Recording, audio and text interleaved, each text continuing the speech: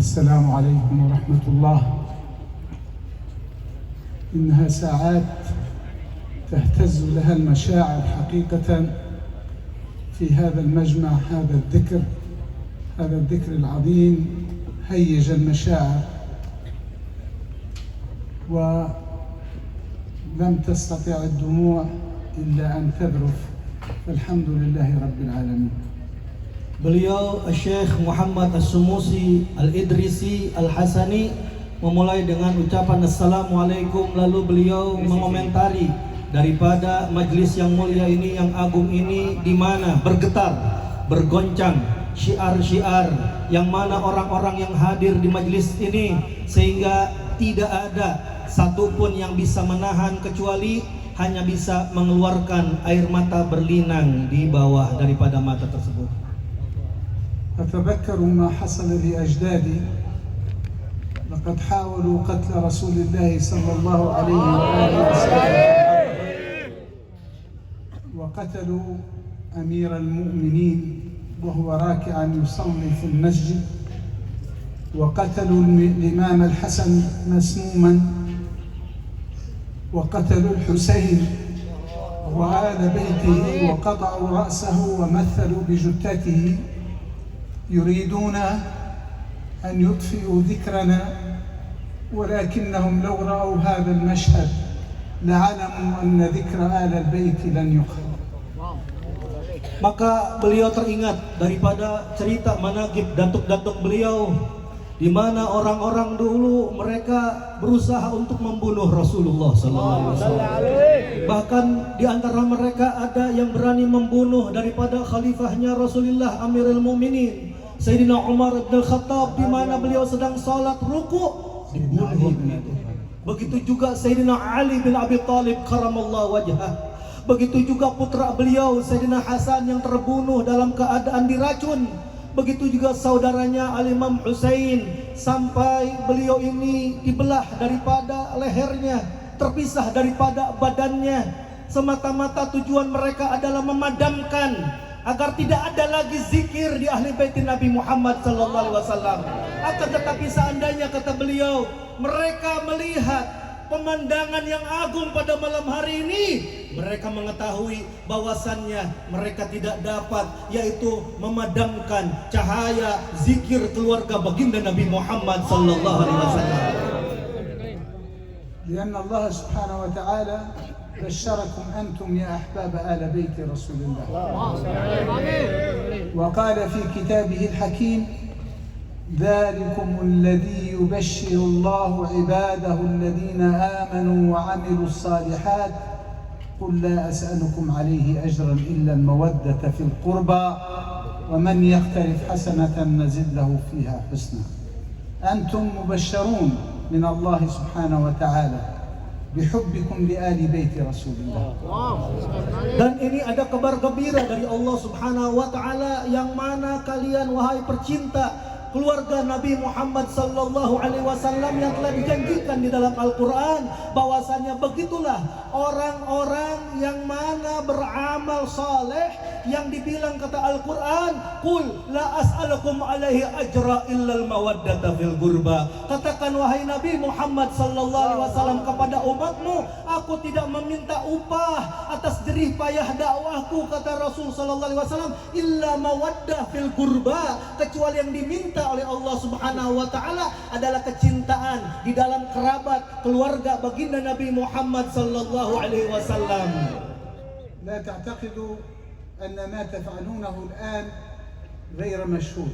أقسم بالله أقسم بالله أقسم بالله أن الملائكة وأرواح الأولياء وأرواح الحسن والحسين والأمير علي بن أبي طالب وعظيمة العظيمات فاطمة الزهراء تحفكم وتراكم وتمجد ما تفعلون.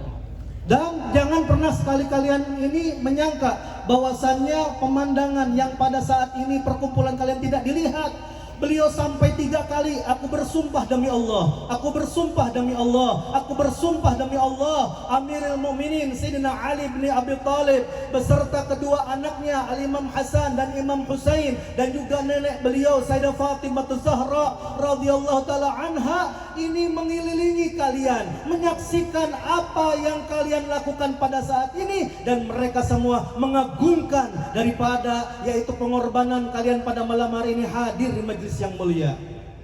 لا شك أنها ليلة مباركة، ومن له حاجة عند الله فليدعو بها الله الآن وسيستجاب له إن شاء الله. Tidak diragukan lagi, ini adalah salah satu daripada malam-malam yang penuh dengan keberkahan, yang mana apabila ada orang hadir di malam ini, di majlis ini, memiliki hajat, memiliki keinginan, maka memohon kepada Allah Subhanahu wa taala, insya Allah doa hajat tersebut akan dijabah oleh Allah Subhanahu wa taala. عندما اجتاحت الكورونا كوفيد 19 الأمة وأوقفت حال الدنيا كلها، اعتزلنا في خلواتنا ورفعنا أكف الذراع إلى الله ونحمد الله أن استجاب لنا. فأين هي الكورونا الآن؟ لقد ذهبت، رفعها الله ببركة دعاء الصالحين. Lihat bagaimana efek daripada tahun kemarin, corona, wabah yang mana menyebar di seluruh dunia, sehingga membuat itu semua majlis-majlis tertutup dan membuat orang-orang jadi menyendiri di rumah-rumah mereka. Tidak ada perkumpulan yang seperti ini. Tapi lihat bagaimana orang soleh memohon kepada Allah Subhanahu wa taala agar diangkat wabah tersebut. Maka kata beliau, mana sekarang wabah corona? Di mana sekarang? Tidak lain tidak bukan itu hilang semua karena berkahnya doa orang-orang soleh yang mereka memanjatkan doanya kepada Allah Subhanahu wa taala. الصالحون حتى يومنا هذا يجتمعون برسول الله يقظة لا منام، ويرفعون دعواتهم ويرفعون مطالبهم عن طريق الرسول صلى الله عليه وسلم إلى الله سبحانه وتعالى فيستجاب لهم. Dan tidak diragukan lagi bahwasannya mereka orang-orang soleh masih ada sampai hari ini.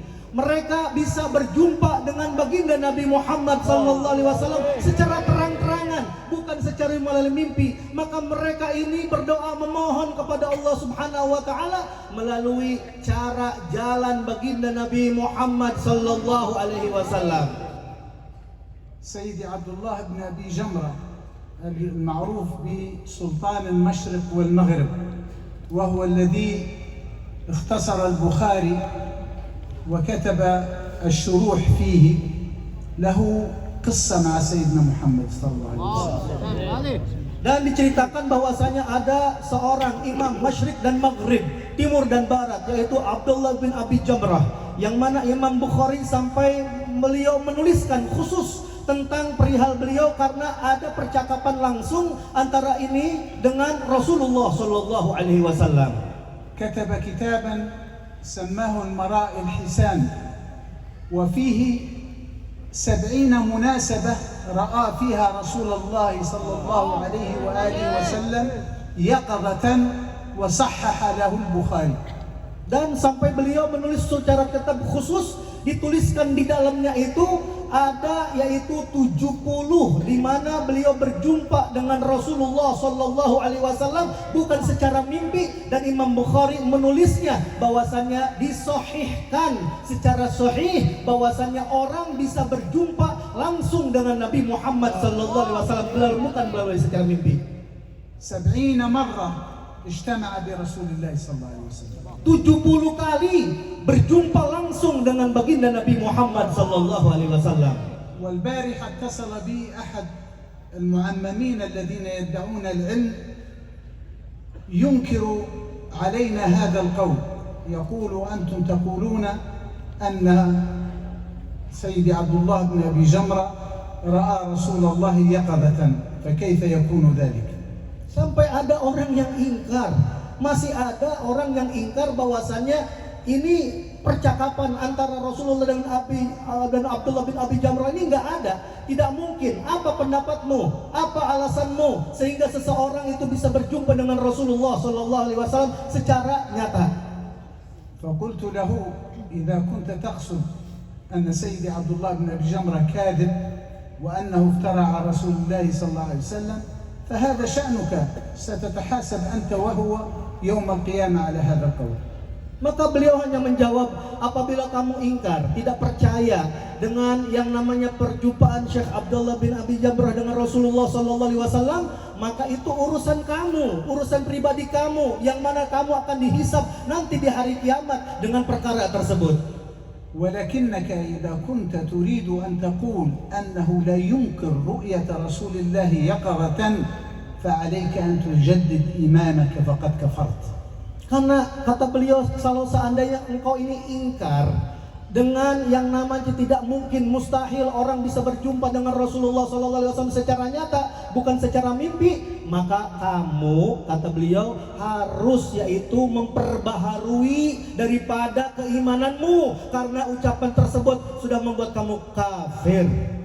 لأن هذا ما نؤمن به بالضرورة وهو من ضرورات الإيمان، وإلا فإنك تنكر الإسراء والمعراج. نحن في رجب الآن، لأن الرسول صلى الله عليه وسلم ثابت عندنا قد صلى إماما بجميع الأنبياء والرسل، فكيف عرفهم؟ كيف يكون الرسل والأنبياء موجودين بعد الموت ولا يكون سيدي رسول الله موجودا؟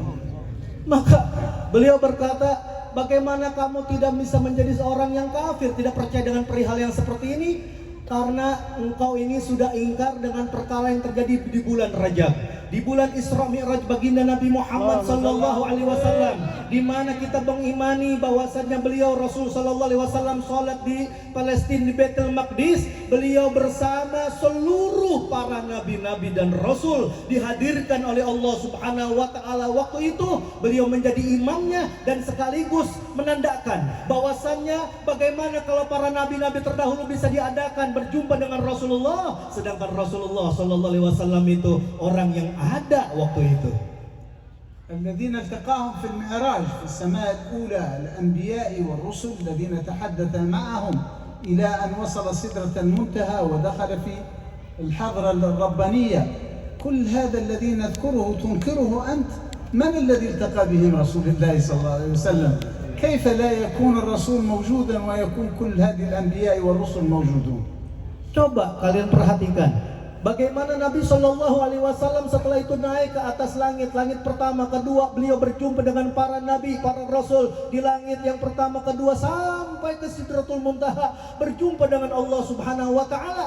Bagaimana kamu bisa ingkar sedangkan Nabi Muhammad ada, berjumpa dengan para nabi-nabi yang mana kau bilang tidak ada, tapi ada, berjumpa dengan Rasul Shallallahu Alaihi Wasallam waktu itu. ألا تقرأ قول الله سبحانه وتعالى يا أيتها النفس المطمئنة ارجعي إلى ربك راضية مرضية فادخلي في عبادي وادخلي جنتي. لم يقل يا أيتها الروح، بل قال يا أيتها النفس المطمئنة، والنفس لا تكون إلا روحا وجسدا مع بعض. لم يقل لها اذهبي إلى البرزخ، قال ادخلي في عبادي. وسأبين لكم قيمة ومعنى كلمة عبادي هنا. Bahkan beliau sampai mengutip firman Allah Subhanahu wa taala, ya ayyatuhan nafsul mutmainnah, wahai jiwa yang tenang, wa irji'i ila rabbiki radiyatan mardiyah, baliklah kembali kau kepada Tuhan dalam keadaan keridhaan. Fadkhuli fi ibadi wadkhuli jannati, masuk kepada hamba-hambaku. Lihat, perhatikan di situ kata beliau, Allah Subhanahu wa taala tidak bilang ya ayyuhatur ruh, wahai ruh yang tenang, tidak, tapi jiwa. Yang namanya jiwa itu berarti ada dua, ada ruh, ada jasad. Dan kalau sudah dibilang bahwasannya ruh dan jasad yang dibilang oleh Allah Subhanahu wa taala nanti akan kembali kepada Allah dan masuk fi ibadi, ke dalam kelompok hamba-hambaku, yang mana beliau akan jelaskan apa makna daripada kelompok hamba-hamba Allah Subhanahu wa taala tersebut. عبادي بينها الله سبحانه وتعالى في سورة الكهف، فقال عبد من عبادنا آتيناه من لدنا رحمة وعلمناه من لدنا علما.